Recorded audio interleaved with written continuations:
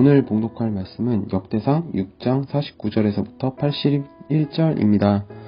아론과 그의 자손들은 번제단과 향단 위에 분향하며 제사를 드리며 지성소의 모든 일을 하여 하나님의 종 모세의 모든 명령대로 이스라엘을 위하여 속죄하니 아론의 자손들은 이러하니라. 그의 아들은 엘르아사리요, 그의 아들은 비느하스요, 그의 아들은 아비스와요, 그의 아들은 붓기요, 그의 아들은 우시요, 그의 아들은 스라히아요, 그의 아들은 무라요시요, 그의 아들은 아마라요, 그의 아들은 아히두비요, 그의 아들은 사독이요, 그의 아들은 아히마스이더라.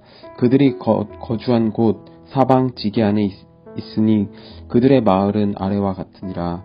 아론 자손 그앗 종족이 먼저 제비 뽑았으므로 그들에게 유다 땅의 헤브론과 그 사방 초원을 주었고, 그러나 그 성의 밭과 마을은 여분네 아들 갈렙에게 주었으며 아론 자손에게 도피성을 주었으니 헤브론과 림나와 그 초원과 얍디엘과 에스두모아와 그 초원과 힐렌과 그 초원과 드빌과 그 초원과 아산과 그 초원과 베세메스와 그 초원이며, 또 베냐민 지파 중에서는 게바와 그 초원과 알레멕과 그 초원과 아나돗과 그 초원을 주셨으니 그들의 종족이 얻은 성이 모두 13지셨더라.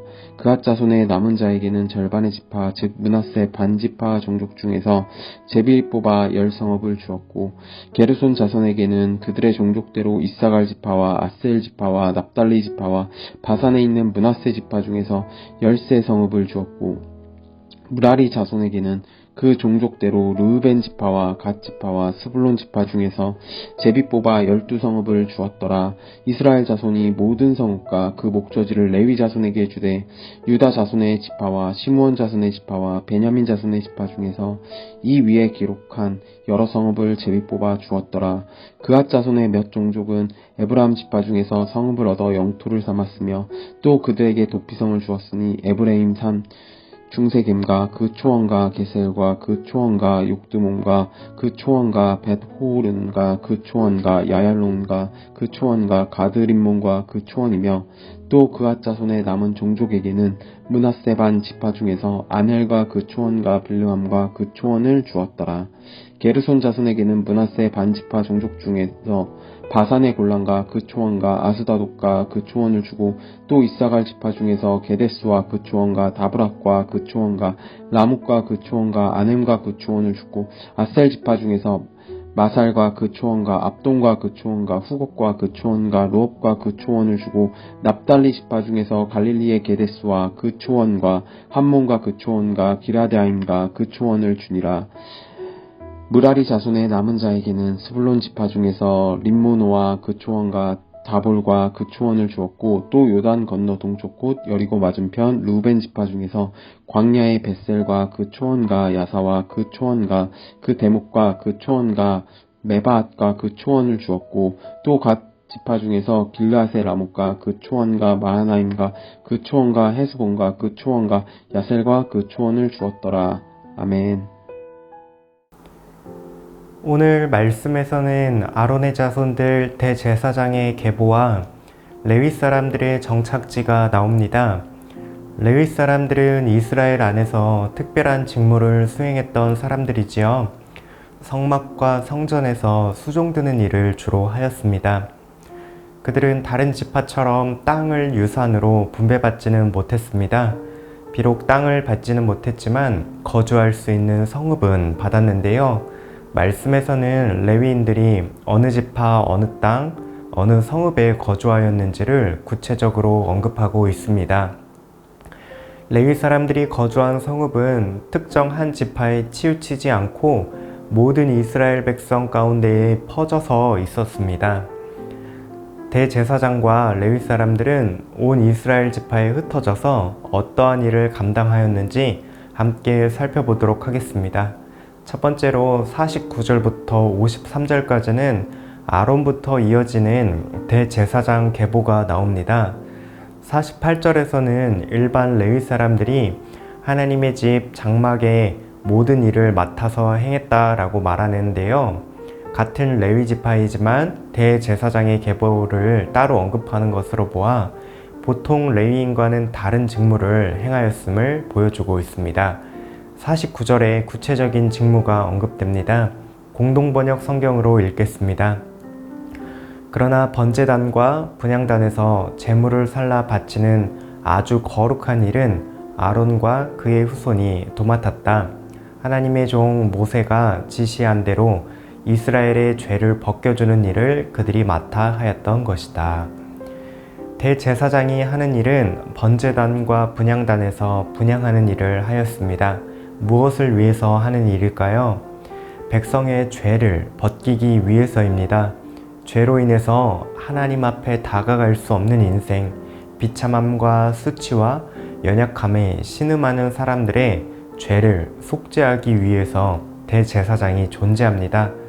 따라서 대제사장의 족보는 우리가 어떻게 하나님께 용서를 받고 죄 씻음을 받는지를 보여주고 있습니다. 대제사장의 사역을 통해 제사로 하나님 앞에 나아가게 되는데요. 우리의 죄를 대신해 다른 무언가가 피를 흘림으로써 하나님께 용납된다는 그 은혜를 보여주고 있습니다. 대속의 은혜를 가장 잘 보여주는 요소 중에 하나가 도피성입니다. 도피성이 레위지파에게 할당되는데요. 도피성은 의도치 않게 살인을 하게 된 사람이 도피할 수 있는 성입니다. 도피성의 몸을 피한 도망자는 평생 도피성 안에 거주해야 합니다. 언제까지 거주할 수 있을까요? 성경에서는 대제사장이 죽을 때라고 말을 하고 있습니다. 대제사장의 죽음을 통해 도피한 사람은 비로소 자유를 얻게 됩니다. 요컨대 대제사장의 사역과 그의 인생은 우리의 죄과를 어떻게 하나님 앞에서 해결할 수 있는지를 보여주고 있습니다. 우리 스스로는 죄를 해결할 능력이 없습니다. 대제사장의 사역과 중보를 통해서 하나님 앞에 나아갈 수 있습니다. 이러한 대제사장의 계보는 장차 오실 완전한 대제사장 예수님을 비춰주는 그림자와도 같습니다. 두 번째, 레위 사람들은 나머지 이스라엘 지파에 흩어져서 무엇을 행했을까요? 레위 사람들은 성막과 성전에서 섬기는 일뿐만 아니라 일상에서 백성들에게 율법을 가르치는 일도 감당했습니다. 레위인들은 하나님의 백성들이 일상에서 하나님의 말씀을 기억하며 하나님의 길을 따라 살도록 돕는 자들입니다. 이를 위해서 레위인들은 온 이스라엘 지파 사이에 흩어져 살았습니다. 하나님께서는 레위 지파를 통해서 말씀으로 하나님의 백성들을 찾아오셨고 하나님의 뜻을 말씀해 주셨습니다. 이러한 모습이 잘 드러나는 장면이 느헤미야 8장 7절과 8절에 나타나는데요. 레위 사람들은 백성이 제자리에 서 있는 동안 그들에게 율법을 깨닫게 하였는데 하나님의 율법책을 낭독하고 그 뜻을 해석하여 백성들에게 그 낭독하는 것을 다 깨닫게 하니, 에스라가 백성들을 위해서 율법을 낭독하면 레위인들이 율법을 해석해주고 설명해주어 말씀을 깨닫도록 도와줍니다. 이러한 중요한 역할을 감당했던 사람들이 바로 레위인들이었습니다. 레위인들은 말씀의 통로가 되어 백성들에게 하나님의 뜻을 전하는 일을 이스라엘 지파에 흩어져서 감당했음을 알 수 있습니다. 레위 지파의 삶과 직무를 통해서 우리가 배울 수 있는 것은 무엇이 있을까요? 이 모든 사역을 궁극적으로 완성하신 예수님을 통해 우리도 동일한 은혜를 누리게 됩니다. 죄 없으신 완전한 대제사장으로 이 땅에 오셔서 직접 피 흘리사 완전한 제사를 드리셨습니다. 예수님이 우리와 하나님 사이를 이어주심으로 우리가 죄 용서를 받고 하나님 앞에 서게 되었습니다.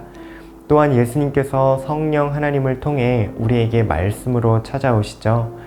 주일에 선포되는 말씀을 통해서 우리에게 찾아와 생명이 되는 말씀을 주십니다. 우리는 예수님을 통해 말씀 가운데 찾아오시는 하나님 아버지를 만날 수 있게 됩니다. 이러한 은혜를 레위인들의 족보를 통해서 우리는 엿볼 수 있게 됩니다. 레위인의 족보를 읽을 때 우리를 위해 대신 희생을 치르신 대제사장 예수님의 사역과 우리에게 말씀으로 찾아오시는 하나님을 기억하는 그런 하루가 되면 좋겠습니다. 함께 기도하시겠습니다. 대제사장이신 예수님을 통해 거저 용서받은 대속의 은혜를 기억하는 성도 되게 하옵소서. 말씀으로 찾아오시는 하나님을 말씀 속에서 만나고 말씀을 따르며 살아가는 하나님 나라 백성 되게 하옵소서. 우리를 위해 쉬지 않으시며 일하시는 예수님을 생각하며 오늘 하루도 충만한 은혜 누리시기를 소망합니다.